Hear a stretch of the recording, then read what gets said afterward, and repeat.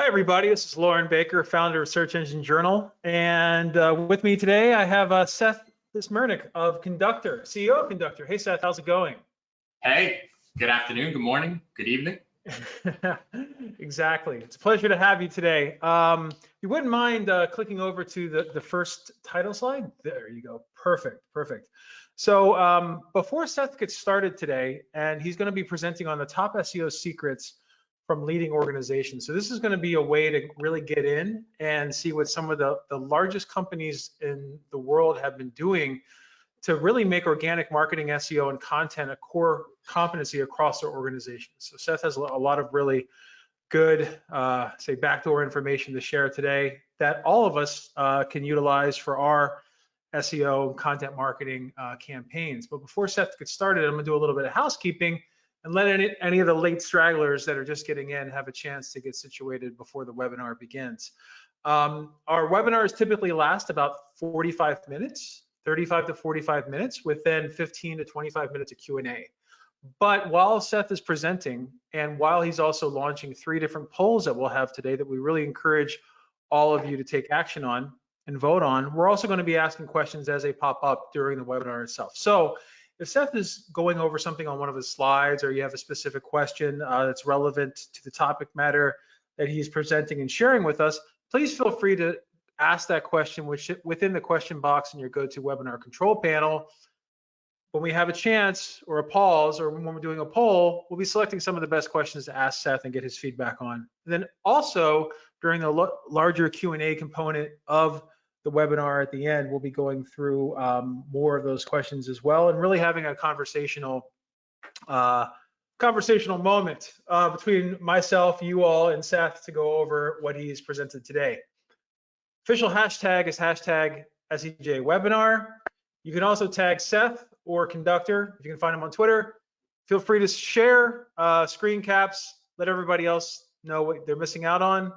And as a reminder, video, slides, and additional information and recaps will be made available to all webinar registrants after today's presentation. And on that note, Seth, I'm going to hand things over to you. All right, you hear me okay? Absolutely, so, sounds good. Yeah, so thank you for the incredible introduction, and thanks for having me here. Very excited. It looks like we have a great group, and as Lauren said, happy, love to take questions and try to keep this somewhat interactive.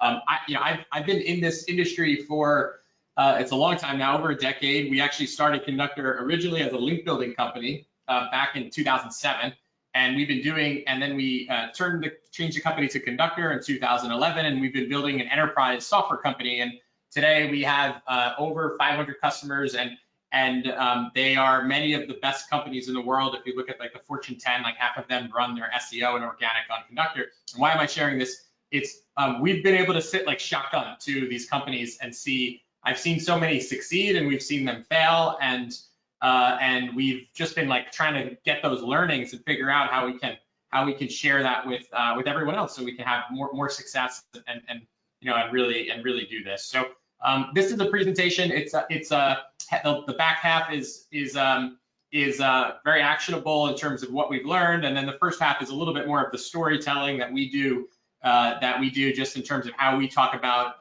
organic and really how we pitch it to customers and get executives and different stakeholders bought in. So the theme of the presentation is about evolution, and I think you can't talk about evolution without throwing a small hat tip to Charles Darwin. Here's him in his favorite Conductor shirt.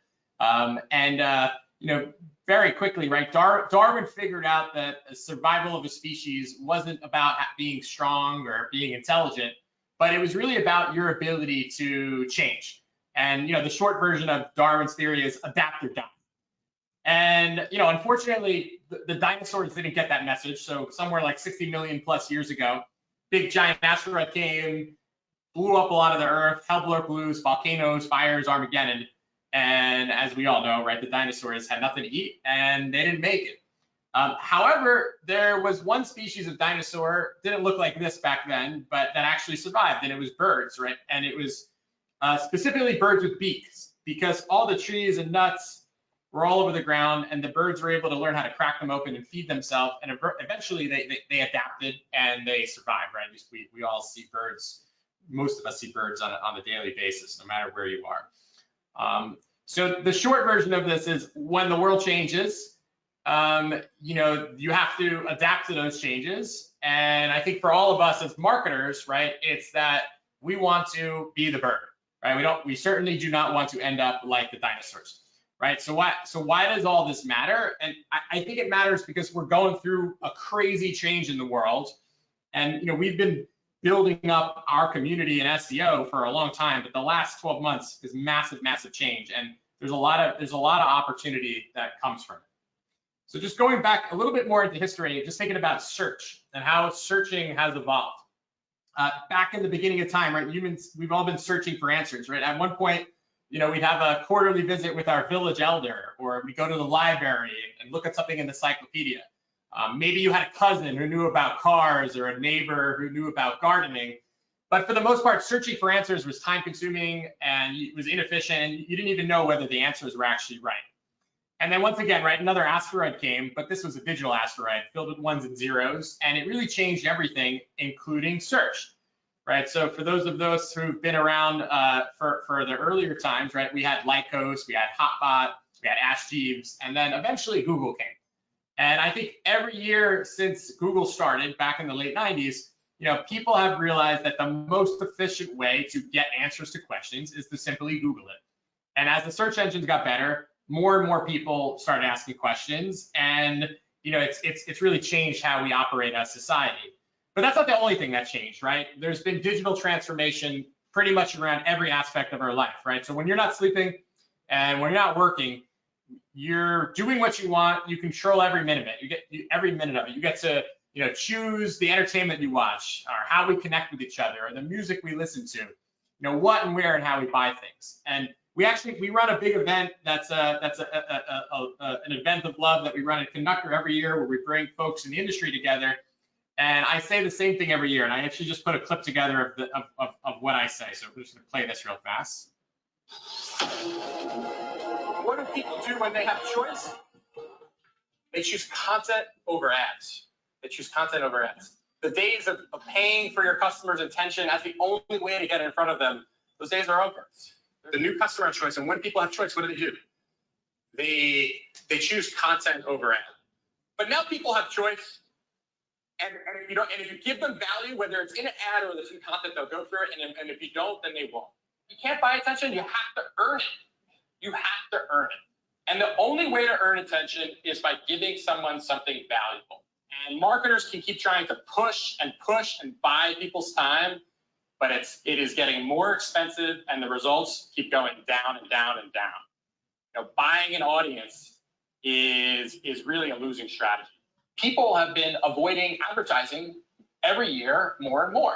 People are asking for help more than ever before. They're asking Alexa, they're searching on Google, they're searching on YouTube.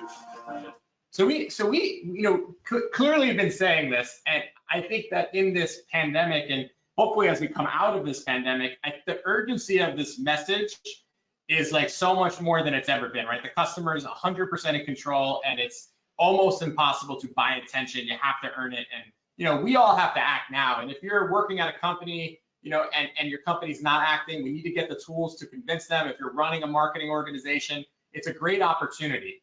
And as I think about it, as the door of buying attention closes, there's another great door that opens, right? And I think the opportunity that we have right now in our community is maybe the biggest opportunity that we've ever had in marketing. And it comes back to search, right? So it's crazy. There's 23.6 billion searches happening every day. And it accounts for more than half of all the traffic on the internet. So that's like if you take all the movies and cat videos and Fortnite battles and e-commerce transactions and all the crazy stuff that happens on the web, search is bigger than all of it. It's pretty much, we don't do anything in our lives without asking Google or YouTube or Alexa, especially when it comes to buying stuff, B2B, B2C. There's 300,000 searches that happen, per second, and it's human beings are asking for help, and it's really profound. But there's a big misperception, right? It's not that Google and YouTube, for example, are the ones actually providing the answers to these questions. The people who provide the answers to these questions, it's the creators, it's content marketers, it's nonprofits, it's businesses, it's likely all of you and the companies that you work for, the companies that you represent. You can't buy attention, but you can really earn it, and it's better. And when you actually find a way to help people by being on the other side of their searches, you can grow your traffic, you can build trust, and create a really big competitive advantage. And I think that's why we as marketers and marketing organizations, from the CMO down to everyone else, right, we have to figure out how to bring value to the front of the process. And this is what for folks who've been in the SEO industry for a long time, I mean, this is what we've been doing. I just think maybe you haven't always thought about it this way. Now why this is possible is because your companies have great wisdom. When you think about the days from like when your founders started your companies to today, you've been building expertise, you've been solving problems, you've been finding out what works and what doesn't work and learning from mistakes. And in many cases, your organization is in the best position of anyone in the whole world to answer the problems that your customers are searching for, the products that you sell. So it's really a great time to think about how do you channel the wisdom of your organization into every aspect of your digital, from the content you create to even like the words on your product pages. And at Conductor, we have a mission, and it's about empowering brands to use their marketing to be a force for helping people. But this is not a Conductor thing, right? This is something that I think every marketer can have as their North Star about, it's about doing marketing that actually helps people. And it's not just because there's a higher purpose, but it's because this is how you'll drive sustainable results and revenue. And I think it's a big way about how we can all adapt to this new digital future that we have. So, I know I've been talking, and I'd love to, share a story from a customer who has been doing some really incredible work, especially amongst the pandemic. And it's Johns Hopkins Medicine. So I'm going to play a short clip from their marketing team.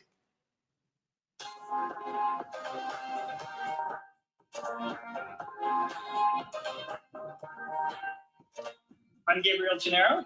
I work with Johns Hopkins All Children's Hospital. We're a freestanding children's hospital on the west coast of Florida and a full member of Johns Hopkins Medicine with about 4,000 employees. We were really kind of doing not really optimization, search engine optimization, kind of do no harm search engine optimization, where we made sure that a lot of the technical things were straightened out, but we really weren't focusing on using it strategically until members of our team were hired. I think the first thing that we did was find out some of the things that we were doing harm, get those technical items fixed. But one of the best things that we did was when we moved away from sort of general thinking just about SEO from a brand perspective and really getting into using it specifically to try and drive traffic to service line content. It's really foundational in the process. SEO has got to be there from the very beginning, because it's in the conversations that we have when we talk to our service line people, and our job is to map the words that they use, the language that they use to meet their particular needs onto the language that our patients and families are looking for and the language that they use. We've had great results in search engine optimization. This is our first year, so I'm just compared, this February against last February. But we've more than doubled our search traffic coming from organic to the website, and to some of our strategic content, to our articles. We've actually, we're doing like 500 times the page views that we were doing last year from organic. So the results have been fantastic. So love the story from Johns Hopkins, but this is not just for medical institutions, right? This applies to all verticals and all business models, right? Flashing on my screen is a pretty incredible piece of content that the team at Casper, the mattress and home and sleeping company, created. So they realized, like, over the pandemic that, one, more people were buying a whole bunch more mattresses, and two is that they were getting a lot of pets. And as a result, people were Googling like help around their pets peeing on their mattresses. They created this piece of content and it went from not existing to being the #1 most trafficked page on their entire website, which is pretty profound considering how much attention the company like Casper gets. Another example, and this is from another customer of ours, Prudential. So, also relating to the pandemic, they realized that there were a lot of questions and new types of questions relating to life insurance. And, they saw spikes in these kinds of questions. So they took some content that they already had and they actually repurposed it and added new FAQs to it around things specifically related to the pandemic. And they saw over 200% increase in the same exact piece of content from the changes they made. And, it resulted in helping a lot more people with getting information, but also a significant amount more quotes for their product. So, I mentioned when we started our company a long time ago as a link building company, and it's interesting reflecting because the days of when you can just like add keywords to pages and get some high page rank links, I mean, those days are long gone. And thank God, because the new model for showing up in a search engine is actually about helping people and getting the best content. And it's something that, we tell our customers here at Conductor every day and every month, which is there's only one algorithm that matters. And that's the heart, the mind, the soul of the customer. The only way to win people's attention and to perform is to give them the best content, to give them the best answer, to be the best. And that's really the essence of organic marketing. And what's interesting is that showing up #1 or #2 or #3 in a search engine, that used to just mean like, wow, we're #1, we're going to get a lot of free traffic. But it's much bigger than that because the search engine has become the judge, the ultimate judge of the quality of your products and your position in the market. So if you're showing up on top, people see you as a market leader. If you're on the second page, they think you're not a market leader. They think you're in second place. And that applies to if there's an analyst doing research or reporter writing about your category. They look at what writes up on top. So it's the value of showing up is just more important than I think it's ever been before. Okay, so that's the first half of this presentation, and it's really building the case as to why this is so important. And some of you may be just nodding your heads and be like, I know this. Okay, what should we do about it? And others might be trying to get folks moving over. But now let's talk about why organic marketing is different and how that leads to you doing things that are different to be successful. And as I've said, we've learned a lot at Conductor, and we have maybe the largest research effort in the world to try to dissect the best companies, the ones that get year-over-year gains every year, and figure out what's their formula, what's their recipe. And I think it brings us back to some fundamentals about what makes organic different than like traditional marketing. So a couple of these big components. One is that traditional marketing, it's a lot about spending money. It's deploying capital, whether it's on TV ads or buying digital media campaigns. Organic is not about spending money. It's about doing stuff. It's about lots of little pieces of work. Matt, you can't go to your SEO team and say, hey, give me 10 million of SEO next week. It doesn't work that way. Traditional marketing is about these big campaigns. We're going to do big four seasonal campaigns. Organic is about these little micro campaigns, tens or hundreds or thousands of these micro campaigns that are happening every single day. And these micro campaigns are not being generally they're not being outsourced by to an agency who just does it all for you. It's being done by big marketing teams. Marketing teams are growing. They've got content people, they've got SEO people, they've got merchandisers, they've got e-commerce teams, web developers, and all of these people are actually doing SEO. Some are doing it bad, some are doing it great, but they're all, anytime you make a change to your digital presence, you're doing SEO.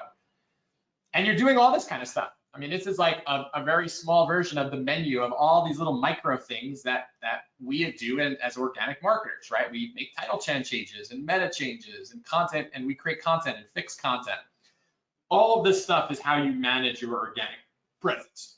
And what we learned, the first big piece of insight that we learned, there's probably one thing you could take away from this presentation, is that the companies that had the best results, they were the ones who were able to get the most amount of stuff done. So their velocity in terms of the amount of these micro things they can get done and the quality, so not just getting stuff done, but getting good stuff done, not just changing title tags, but getting really good title tags that are meaningful and people want to click on them. As an example, they were able to get the more velocity they had, the better their results. And that's why when I sit with CMOs of all size companies, I always say, measure how long it takes for your team to get stuff done. And if it's slow, and help them go faster, because if you can get it faster, you're going to get better results. Now, I know also from talking to customers, and I have a question just for all of you in a second. We know this stuff's not easy, right? Every day there's all kinds of obstacles, like stuff that I hear all the time, right? My SEO team doesn't have story points for the development team, or our content team only cares about brand, or the leadership needs immediate ROI, or else we can't do it. Or maybe it takes forever to make a change on the site. The list goes on, and I get it. And just out of curiosity, I'd love to ask some of you all, what are some of the biggest troubles and challenges that you have with respect to organic growth and organic marketing? So I think we're going to deploy a poll, and would love to see some of the results. Absolutely, deploying now. So the poll has launched. We try to get at least 70% to 80%, hopefully, of you voting on this. So go ahead and review, and I'll run through it. What is your biggest organic growth struggle? Is it producing enough content, getting changes made to your site, convincing your boss for more money or budget, and getting other teams to consider SEO in their workflows? So it looks like about almost 60% of you have already voted. Some interesting results thus far. Give a little bit more time to do so. One leader coming around. Yeah, looks like it. And it's a pretty beneficial answer too. All right, we're at 71%. Going to give you a couple more seconds. 5, 4, 3, 2, 1. Go ahead and close the poll and share the results. I got to take a picture of that. Yes, correct. So should it? Producing enough content is the biggest struggle, followed by really tight getting changes made to the site and getting other teams to consider SEO in the workflows. And then finally, convincing the boss for more money or more budget. Any thoughts on that, Seth? Yes. By the way, what can you see on my screen here? There we go. Are you seeing the slides? Not anymore, no. What do you see? I just see you. Nothing shared on the screen. Okay, I gotta share screen too. Okay, how's that? I'm not seeing anything yet. Okay. Oh, here we go. We're back. You're back officially. Yeah. So my thoughts on that? It's super interesting. I think it's. I mean, although producing enough content, I think that's a good answer. I think 5 years ago it would have been some of the other stuff, but I think the best part about not producing enough content is that is actually one of the places you can throw money at, right? So, I always say, don't outsource your content creation like your wisdom. Get the wisdom from everybody who works at the company. So if you've got product managers that know about the problem, then go to your product managers. But you can get third parties, you can get agencies, you can get content creation firms. This is something you can definitely scale up. So that does become a money thing, versus like convincing your boss for more money. That's got its own set of challenges that you can approach on. But and then getting changes made to your site, that's a super difficult problem. And I know it's something we work hard on trying to help our customers with. But it's super interesting. Thanks for sharing all that.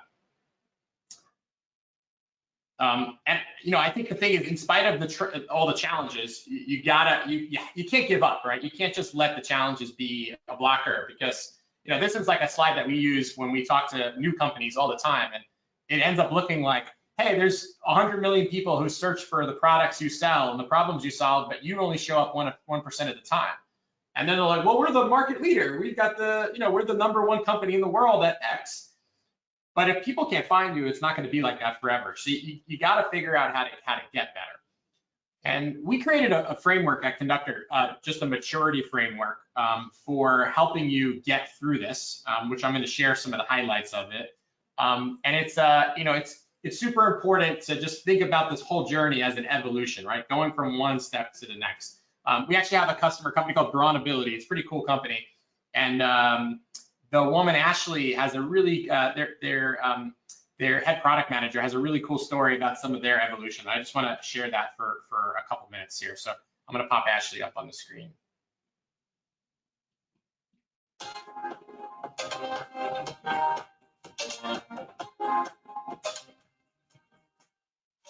My name's Ashley Bentledge, and I'm the Associate Digital Product Manager at Brownability.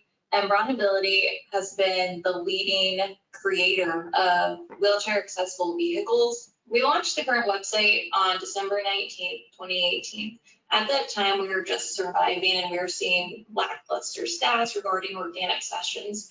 But as of last week, we have seen an increase of 212% since we launched our site. At Brownability, we went through this process, and it's not a process that's going to happen overnight.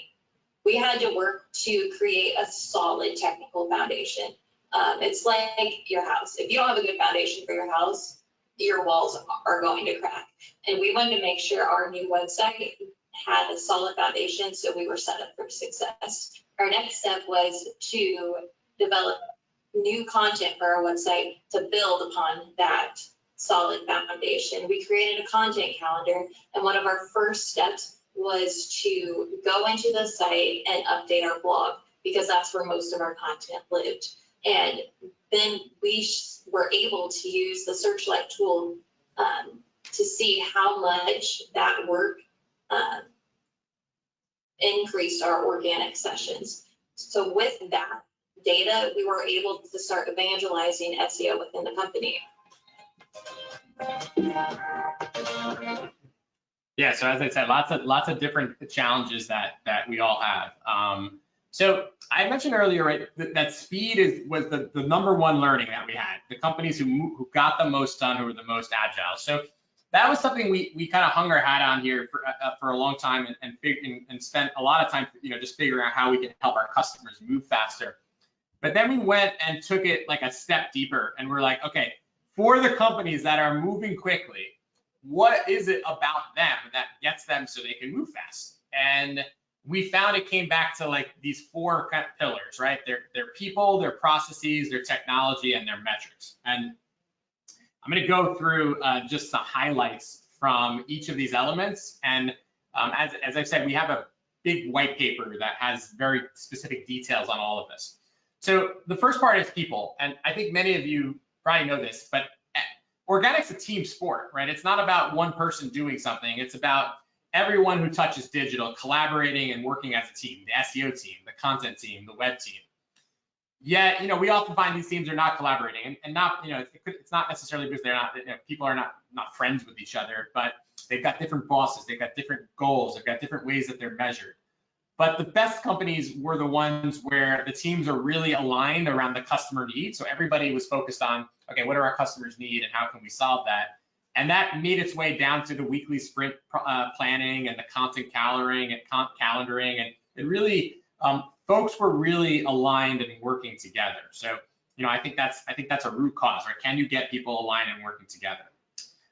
It's interesting for all of you, right? Like when you think about the content and SEO teams, and it's interesting because 41% say not producing enough content, but what is the biggest, what is the relationship like between your content and your SEO teams? And we have another poll that we're going to light up here, and would love to, can't wait to see what everyone has to say. All right, and launching now. Hopefully we get you back after we launch this. So let's go. Yes. What is the relationship between your content and your SEO teams? We got 72% of you voting last time or answering last time. Let's see if we can beat that, right? So what's the relationship between your content and SEO teams? We collaborate on everything and have well-established process. We sit in silos and rarely talk, maybe even different floors of the building or different buildings as well.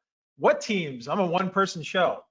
So if everyone can please vote or please answer, what's the relationship between your content and SEO teams? This is really interesting to me, Seth, because most of what I work on, there is a very direct relationship between both. And what I have found is when there's not, there's just a disconnect. One's working on something, one's working on something else, or maybe content falls under social media or brand or something like that, right? So let's get these coming in. We have 75% of you have voted. I'm gonna go ahead and close the poll in 5, 4, 3, 2, 1. Closing and sharing the results. 45% say what teams? I'm a one-person show. Okay. 40% collaborate on everything and have well-established process across the board. Then 15% of our attendees today sit in silos, and the content and the SEO teams rarely even talk.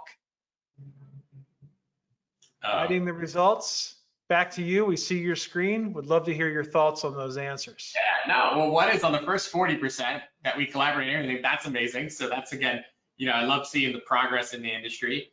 The 15% we sit in silos and rarely talk. I mean, it's today could be the day, right? Start a conversation, set up a Zoom meeting, send a bottle of your favorite wine and say, let's chat about how we can work better together.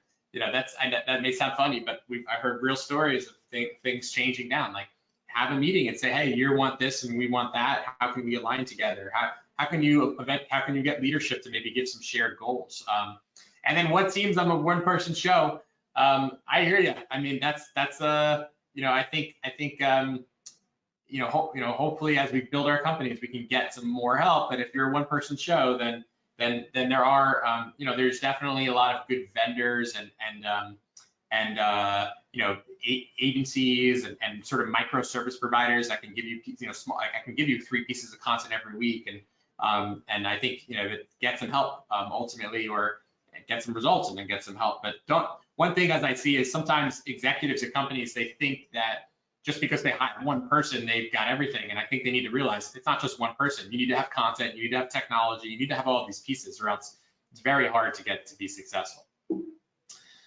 So just closing in here on the last big buckets, right? So your process, okay. So let's say your people do collaborate on everything, right? So for the 40% of you, but collaborating is one thing, but how are the processes that help in the workflows that actually get stuff done fast? So you can be collaborating together, but if your legal review takes 6 weeks, or it takes you 8 weeks to update a meta tag on your site, the process is broken. So what we recommend is try to break down where in your workflows do things take a long time. Is it an approval process? Is it a technology limitation? And it's almost like playing like a whack-a-mole or something, about how to break down the issues and get rid of these bottlenecks, so you can ultimately move things a little faster. Because again, if you're doing thousands of micro campaigns a year, if you can make each one faster, you can get more done, you can get better results. Now, the last 2 things are metrics, right? Most of the time when we talk to companies, they're like, well, how do you measure your organic search? They're like, well, we look at like our traffic year over year. And I would say, well, if your traffic grew 50%, you'd probably be pretty psyched. But let's say the whole market grew by like 300%. So people were searching 6 times more, but your traffic only went up by 50%. You wouldn't be so excited about that anymore. So it's really important to look at your share of the whole pie. And that's one of the cool things we can do, is that we can look at how many people search for what we do, the search volume of all the different potential keywords, or just a sample set, and how often do we found up. And I think it's so important to get this into the institutional way that you do reporting. And the last piece is technology. And we've got another poll relating to this coming up in a second. But I think when we look at the companies that are doing great, it's very different than the ones who aren't. The ones who aren't, we tend to have lots of different tools. They got like 10 different things that they use. There's usually one person who knows how to use them. None of the tools talk to each other.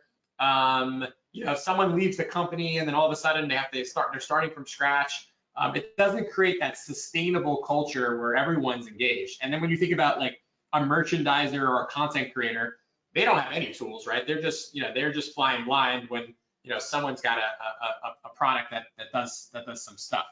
And I'm curious on all of you, right? So when it comes to SEO, organic marketing, what kind of tools are you all using? You're using platforms, you're using small stuff, you're using basic things, right? We've got a couple options here for you to select from, and Lauren will light it up. Absolutely. So we're all launched, And again, what organic marketing technology do you use? Do you use an enterprise platform?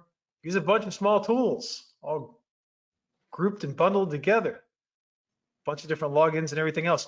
Do you use no technology? Use an agency instead who handles all your technology for you. Or what technology does Excel or possibly even Google Sheets count as technology? So please go ahead and answer. It's probably one of the quickest ones out there. We have almost 65% of you have voted. Going to do a quick countdown in a second. But again, do you use an enterprise platform? A bunch of small tools, no tech, you use an agency instead. And then does Excel count? 5, 4, 3, 2, 1. About to close the poll.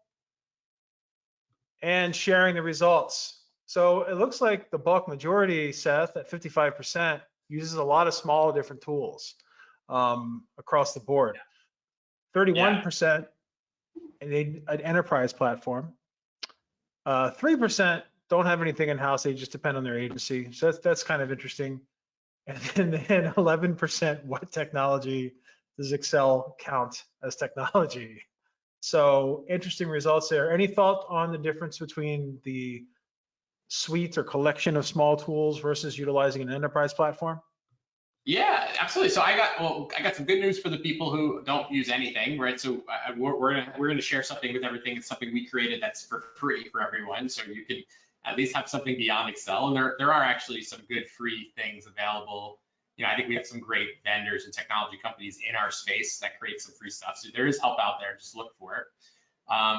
You know, and then for the folks who are using small tools, right? I mean, this is the way everybody starts. You've got a deep crawl, you've got a SEMrush, you've got a link tracking tool, you've got your analytics tool, you've got a bunch of different things, and then you've got enterprise platforms. Obviously, if you're not, you know, if you're starting to build a real operation where you've got content teams, web teams, digital teams, e-commerce teams, there's a lot of value. Now, full disclosure, right? I'm super biased here in some aspects because I'm the founder of a company that makes enterprise SEO platform and organic platform.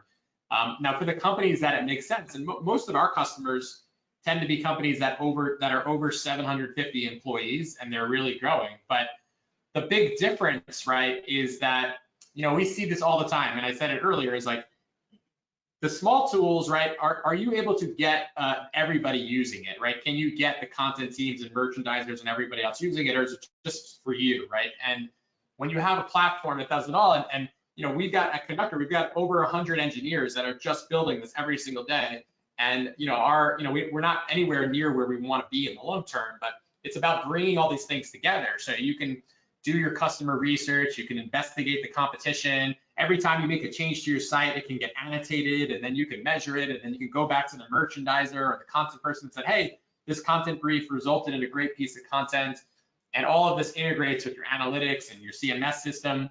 That's the sort of dream about having a system. It really creates more sustainable change. But I think using tools is great, and then you just want to, as you grow, you want to think about evolving your tools, right? And in particular, as you're getting more revenue, it's not something to be cheap with. I mean, if you're doing $30 million a year in revenue on organic, I mean, in every place else in your business, you probably have a lot of technology and tools that are helping you. It's not a place to cut corners on.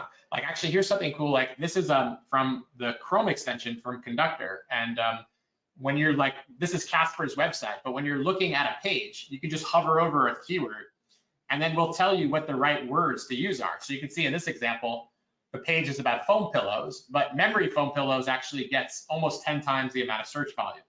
And this is something that we created for all the non-sophisticated people to get good research right on the fly. They don't have to go and email their SEO person or log into Google AdWords or something like that. And the cool thing is, it's free. So we made this product. It's something we love, that we are really excited to hear. And it's everyone here, you can screenshot the URL here and you can download this for free. There's no strings attached. It's an unlimited trial. You can use it for as long as you want. It's a big part of our commitment to the community is sharing stuff that we've created. It's a great product that I'd love for you all to try. It's definitely, I mean, we've got more people using it now than we do anything else we have. So when you think about these elements, right, you've got people, you've got process, you've got tech, and you've got metrics. my goal here was not to overwhelm you and be like, oh my God, we got to go do all this stuff. But I think it's about, it's about making progress. So, pick a place you want to get better. Is there a part of your process you want to get faster? Can you buy that bottle of wine and make better friends with your head of content marketing?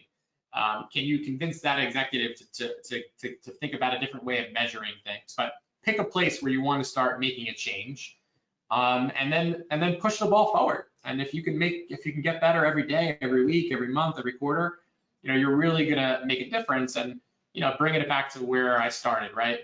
Do we want to go the way of the dinosaur, right? Or do we want to evolve to meet the moment? And if we do, it's such a spectacular time.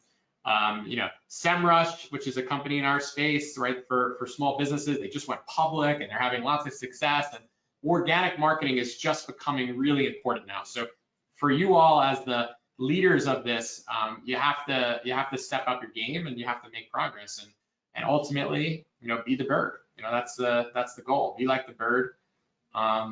As I mentioned, we have this maturity assessment that we have where we actually will assess your whole practice. It's all for free. We're almost done creating it, but you can just put your name on a waiting list and we'll send you the link to do it when it's ready. And we'd love to get you to sign up. Again, it's completely free and it's something we do.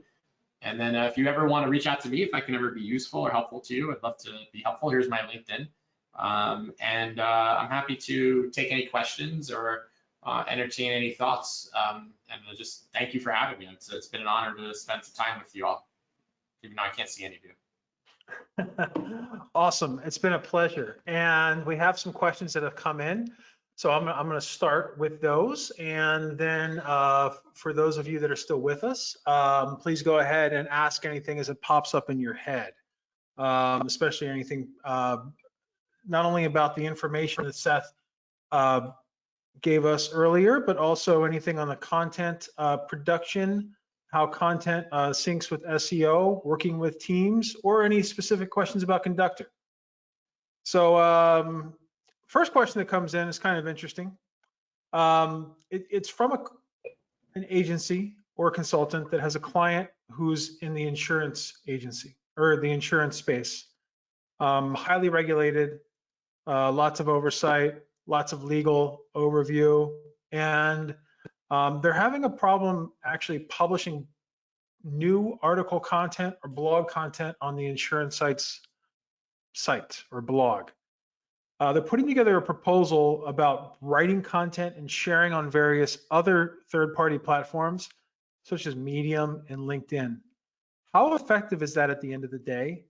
And any other suggestions that you may have on third-party platforms and or building the business case to actually host content directly on the insurance company's website? So I love this question. So we actually have a significant amount of large financial services, insurance companies, Travelers Insurance, New York Life, the Hartford. I mean, there's a big list of them that all use Conductor. I shared actually the Prudential example in this, and I remember a couple of years ago just being at their office and we were talking about the legal process. And the thing to remember is that these companies have set up processes for the old way of doing marketing. Hey, we're gonna have an ad in the newspaper. We're gonna do a commercial. So they have this legal process. But when you're in the world of making like lots of pieces of content or making changes to content or making title tags, you need a different process. So what I say in a meeting, and I've said this to our customers, is like, if you're gonna have a legal process that doesn't allow you to do any of this stuff, like you're gonna die, right? Like you can't succeed in this new world. And I think it's worth getting your champions to fight that battle and say, how can we have a legal process that's different for title tags than it is for a Super Bowl commercial, right? It has to be different.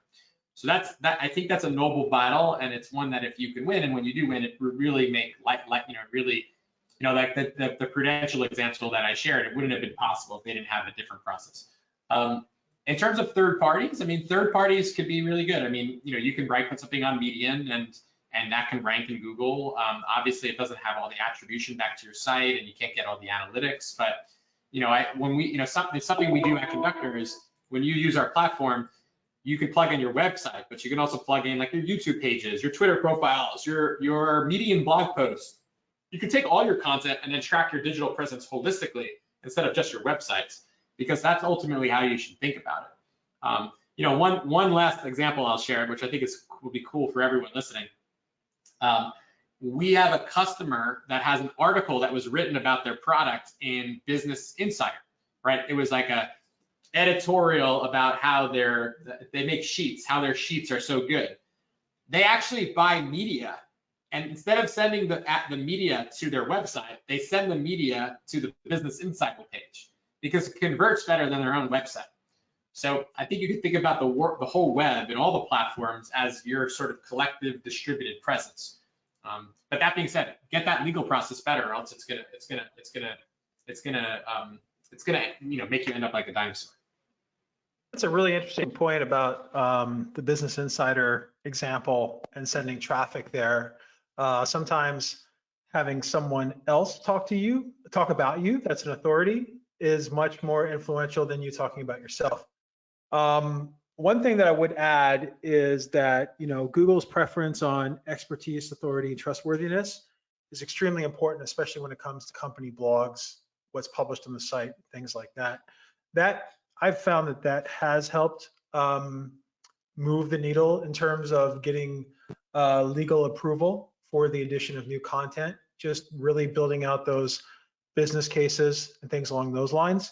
Something else that's worked for me as well in the past, especially on the insurance side and the car insurance side, is when we can't get legal approval to publish on the site itself, setting up, as opposed to setting up a Medium account, setting up a brand new website, and keeping in mind that down the road you may have the ability to redirect that new site over to the client site in the future, right?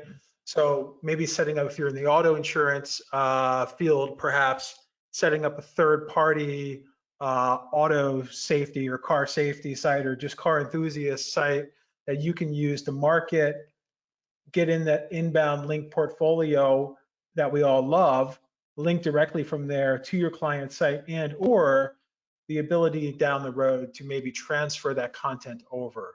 Of course, that content would have to go through legal approval as well, but that also helps. Also, another thing to keep in mind, that most attorneys that are doing legal approval of content, they get paid to say no, and they get paid to mark up papers and things like that. It's very, very seldom that on the first swing, you're going to hit a home run with legal, right?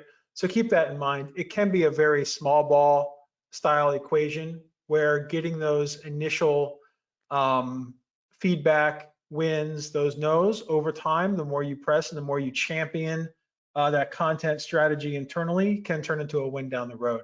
So don't give up on that side, even if you do find that you're writing through a Medium or a LinkedIn, or maybe even you're leveraging that third-party content, as Seth said in his example with Business Insider, to send traffic to as well. So that's kind of interesting. I have another question that's come in.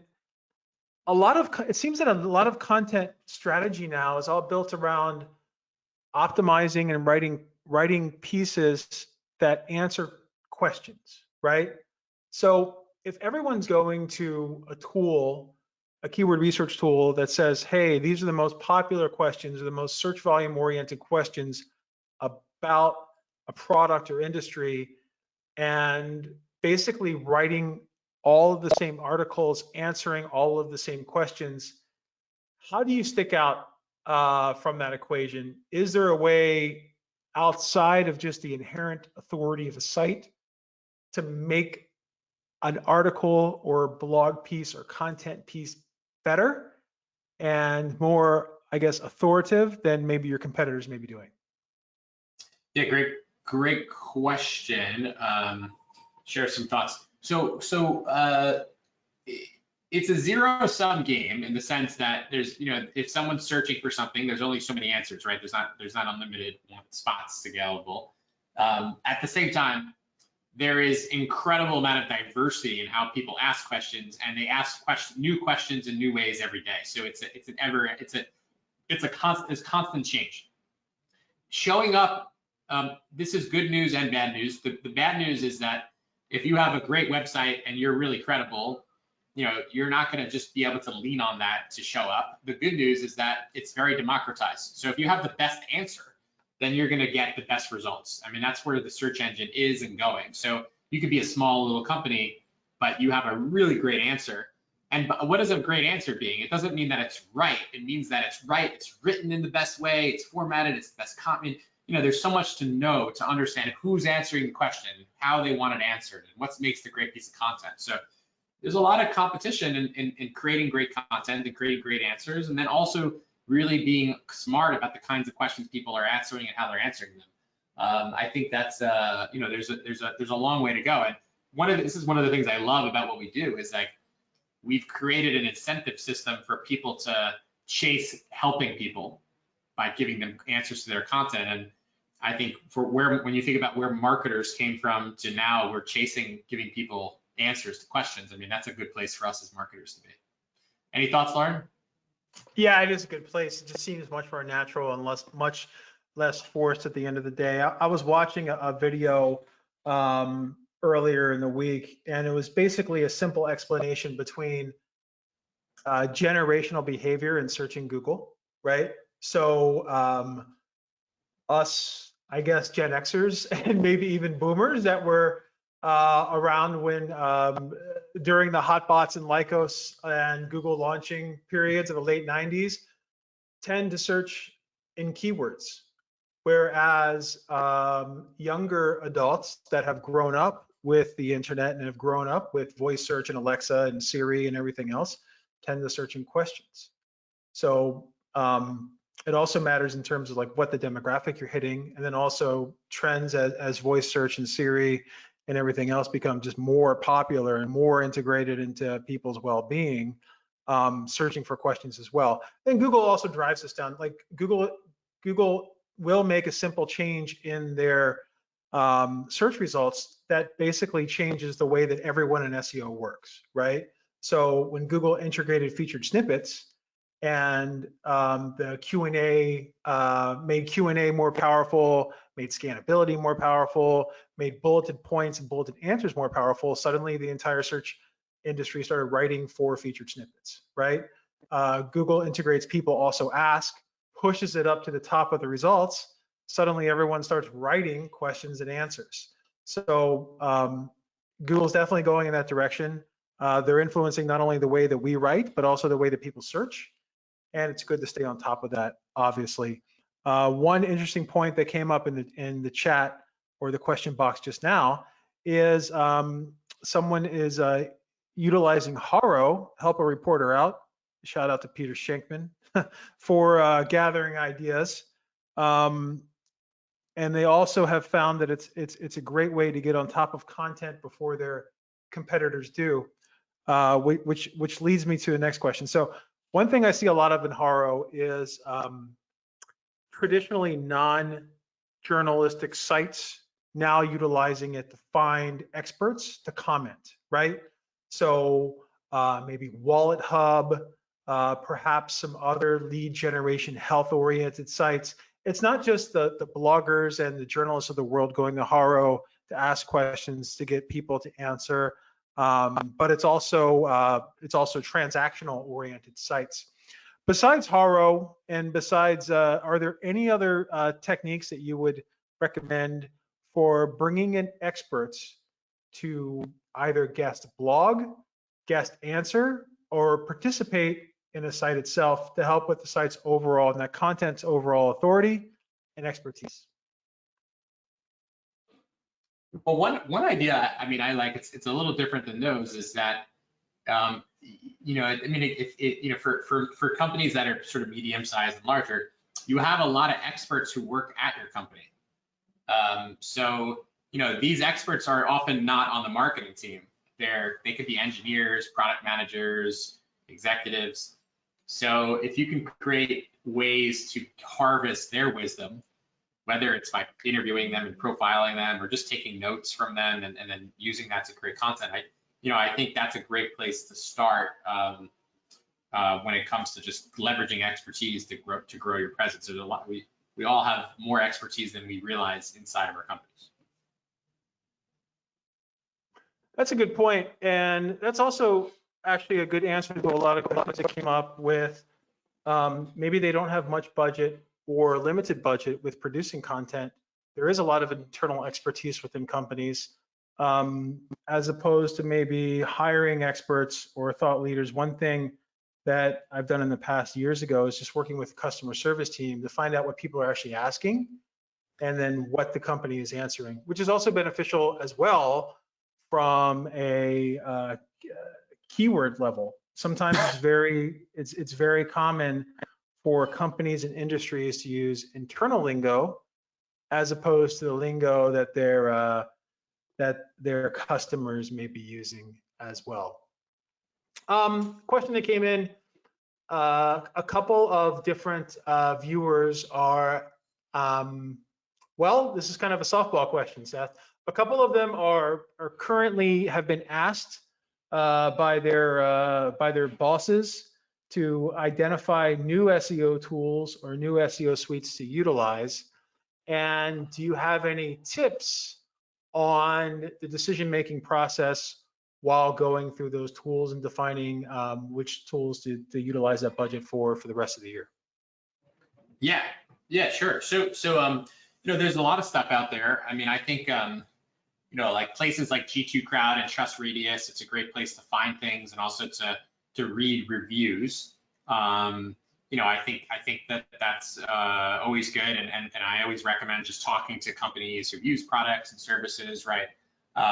So I think that's really helpful, and trying to find something that has good experience. I would say, I think again, I am biased here in that this is what we do, but it's really like, look at the big picture. How much money is at stake? How much money are you making? How much money will you make? How much money could you lose? And don't be cheap about it.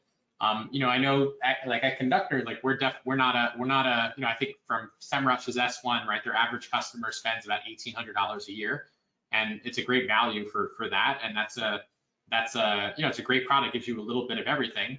But if you're an enterprise, right, like you really shouldn't be running an enterprise business on a small business platform. You should have an enterprise platform, and that there's a significant difference. Everything from having single sign-on to dashboarding to reporting to analytics integration with Adobe, and there's so many things that we do here, just like focusing on enterprise. And then if you are looking at enterprise companies better than like Conductor, like why Conductor versus someone else? I mean, I'm not going to talk negatively about our competitors, but I would say Conductor has the biggest, by far, like almost by 3x, the engineering team in the whole industry. I mean, actually, for those of you who know our story, we sold the company to WeWork in 2018, and then we bought it back in 2019. And I've been the founder and the CEO the whole time. And we're like early days, so we're pouring $15 to $20 million a year in R&D in our product, when I think all of our competitors are like at the end of their cycle where they're trying to just like make profits and stuff. So we're like early days investing, and when you buy a platform, you want to have a company, you want to have one that gets better every month and every 90 days. You don't want to have something that was built 8 years ago and is not really changing much. So I think looking at the innovation cycle and the innovation roadmap should be a big consideration before you make a big investment. That's really interesting, and it's great to hear. It's great to hear a company that's been around for so long is still treating yourselves like a startup. So that's pretty amazing. Is there anything else that, sorry? Yeah, I said, Jeff Bezos always says day one, right? Like you have to act like it's just the beginning. And I think for us, we're just the beginning. I mean, it's early for our innovation cycle. Is there anything else besides all of your innovation that makes Conductor better than other platforms out there on the market right now? Well, with Conductor, it's the technology. So I think by far it's the most comprehensive, and it's the one that's growing the fastest in terms of the innovation. But then we have another 85 people who work at the company that work with our customers as partners. We're not shy in helping. So we have a whole strategy template and a success plan, and you get a lot of hands-on service that we don't charge like for a fee for. It's part of working with us, and it's really to ensure that you're successful, and that is helpful no matter how sophisticated you are. It's good to have someone who can give you benchmarks from your competition, from other industries, who could show you best practices, who can give you an outside perspective on your strategy. And that's something that we do for all of our customers. We give them 24-hour, high quality support. I mean, there's a lot we do because we we want to make sure we're always there for you and that we're helping you just push the ball forward. So I think that's also important criteria is thinking about the kind of support you're going to need. That is important. Support and customer service is sometimes very overlooked on the technology side of things. Absolutely. And I've heard the same exact feedback from my enterprise clients that utilize Conductor. So not only, go ahead. I was just saying, like Forrester, G2 Crowd, Trust Rate, we're #1 in service. We're #1 in actually all the vectors, but that's a big thing. That's something we've always done well. And for us, we're not trying to optimize our P&L here. We're trying to, I wear this shirt every day, customers first, and it's about helping our customers. And we're really willing to do whatever it takes to make their success successful because, that's just the way we run the company. Absolutely. Seth, it's been a pleasure. Thanks for dropping in today. Thank you, Lauren. Thanks for all you do for our industry. You've been cranking away and helping this whole industry for a long time. So I really, really appreciate that. Trying to. We treat SEJ like a startup every day too. Maybe day one, planning, etc., growth. So it's been great. Love it too. Just let everyone know our next webinar is going to be on May 26th with Kevin Rowe from PureLink. We're going to be discussing how to identify site quality for link building. So for those of you who did have link questions, be sure to chime in for that. Seth, will you be joining us for that webinar, you think? I got to check my schedule, but he's great. He spoke at our conference two or 3 years ago, and he's animated. He does a fantastic job. So he's a great presenter.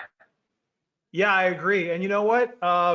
Kudos for keeping C3 going for the past 2 years, and with everything that's been happening. Just hear all great things about the C3 conference. We did it live this year, which was very nerve-wracking, but a lot of fun. It can be. So amazing. Thanks again. Thanks everybody who is still tuned in. As a reminder, we'll be sending out this video and slides and recaps the next few days. Look out for that. And then stay tuned for our next SEJ webinar on May 26th. Again, Seth, it's been a pleasure. Thanks so much. And thanks for all of you who joined us today for today's SEJ webinar. Have a good rest of your Wednesday.